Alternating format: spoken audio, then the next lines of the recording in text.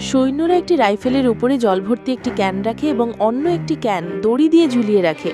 দড়িটি ট্রিগারে বাঁধা থাকে। প্রথম ক্যানটিতে একটি ছোট ছিদ্র করা হয়, ফলে জল ধীরে ধীরে দ্বিতীয় ক্যানটিতে পড়তে থাকে। যখন দ্বিতীয় ক্যানটি জল দ্বারা পূর্ণ হয় তখন এর ওজন ট্রিগারটিকে সক্রিয় করে, যার ফলে সেনারা সরে যাওয়ার কয়েক ঘন্টা পর রাইফেলটি ফায়ার করে। এটি শত্রুদেরকে বোঝায় যে এখনও যুদ্ধক্ষেত্রে প্রচুর সৈন্য আছে, যার ফলে তাদের নিজেদের নিরাপদে পালিয়ে যাওয়া নিশ্চিত হয়। প্লেনের প্রপেলার আকাশে ঘোরা বন্ধ করলে পাইলটরা বিমানটিকে কিছুটা নিচের দিকে নামিয়ে আনেন, যার মাথা নিচের দিকে থাকে, যা বাতাসের প্রবাহকে প্রপেলারের ওপর দিয়ে যেতে বাধ্য করে। বাতাসের প্রবাহ বাড়িয়ে একে আবার ঘুরতে শুরু করার পর তারা জ্বালানি ইগনিশন ডিভাইস চালু করে। এভাবেই তারা আকাশে ম্যানুয়ালি ইঞ্জিন চালু করার চেষ্টা করে। ৩. সৈন্যরা প্লেন থেকে হাজার হাজার ক্ষুদ্র ধাতব ডার্ট ফেলে দেয়। এগুলো ব্লু ডগ বোমা নামে পরিচিত, যার ভেতরে কোনো বিস্ফোরক থাকে না। এই বোমাগুলো প্রতি সেকেন্ডে ৩০০ মিটার গতিতে নিচে পড়তে থাকে, যা নিজের সৈন্যদের হেলমেট ভেদ করার জন্য যথেষ্ট।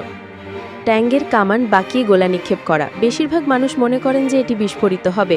নাৎসিরা আসলে কোণার দিকে গুলি করার জন্য রাইফেলের মতো ছোট অস্ত্রের নল বাঁকানোর চেষ্টা করেছিল।